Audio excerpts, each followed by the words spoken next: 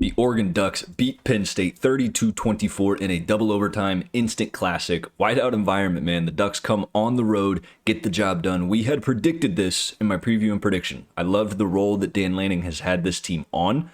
Although both teams really came into this with not a lot of testy situations or testy games at that, I just liked how Oregon was playing. I like Dante Moore's ability to make plays. I think he's looked extremely comfortable in Will Stein's offensive system this year, and that flourished and that showed in a very slow first half, but all in all, a fireworks second half and just a instant classic again of a football game. So let's talk about it. Let's start with the positive, and that being Oregon, who wins this game. Dan Lanning, of course, was fired up. He had some comments about the whiteout after the game that I didn't quite understand. He gave it its flowers, but then stated it wasn't all that good. Let's be honest. It was a great environment, and there's no blame to be had to the fan base at Penn State there in University Park, Happy Valley. I thought the whiteout showed out and showed up.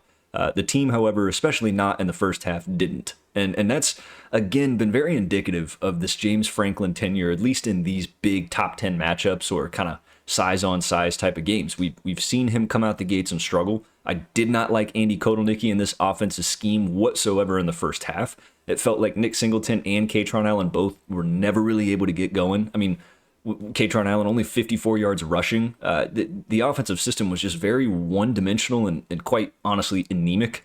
I did not think Drew Aller looked comfortable back there. I've stated time and time again, in a lot of big games, it just feels like the moment and the nerves and the pressure gets to Drew Aller. We saw this same kind of situation against Notre Dame in the Orange Bowl, which was the semifinal, college football playoff semifinal last year, where he just gets very in his head.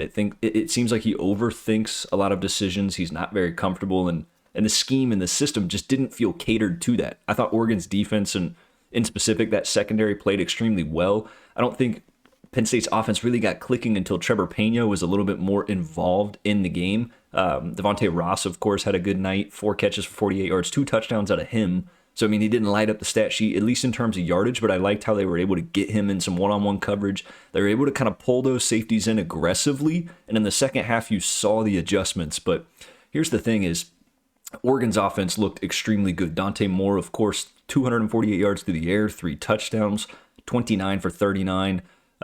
Just a very consistent day. Decorium Moore, still 7 catches for 89 yards. He is a star in the making, if not already. But the difference in this game for me is that Oregon defense. Just an unbelievable performance, physical, gritty, and they matched up against a Penn State defense under Jim Knowles that we thought was arguably one of the best in the country, probably more physical maybe on paper than what we would have thought we saw out of Oregon. But this was just an all-around team win for the Ducks. Defense did what they needed to do. They forced that turnover in overtime to close the game out. Offensively, they moved the ball when they needed to. They made great adjustments, which did both teams in the second half.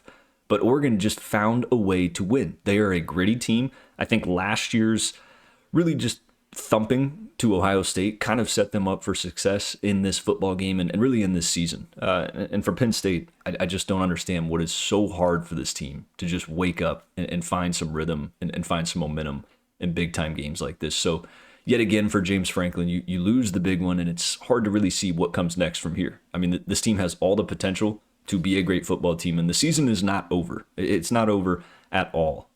So, you got to bounce back. You got to shut out the noise, and you got to keep going. You have to beat Ohio State. You have to win some big ones, and I think you got to find your way into the Big Ten championship. If you're Oregon, you continue to build off this. You continue to grow off this. You get in the film room. Definitely a lot to tweak and fix on that defense, at least in the second half when Penn State started to utilize, hey, the safeties are coming down. They're getting aggressive. They started to get the pass game going just a bit.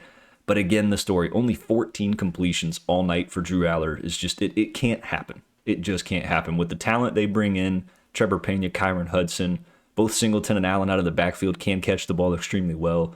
I don't get the game plan. I don't understand the coaching aspect of this from Penn State. I think they set themselves up to lose this football game in an environment where those fans deserved and a whole lot better. And yet they still nearly won this game. But again, a crucial Drew Aller mistake loses them the football game, at least on that one play. It's not all on his back. Again, I think Kotelnicki has to shade some of this blame for this Penn State loss. But that's all I got, friends. Until we see these teams next time, I appreciate you guys tuning in, and I'll see you in the next video.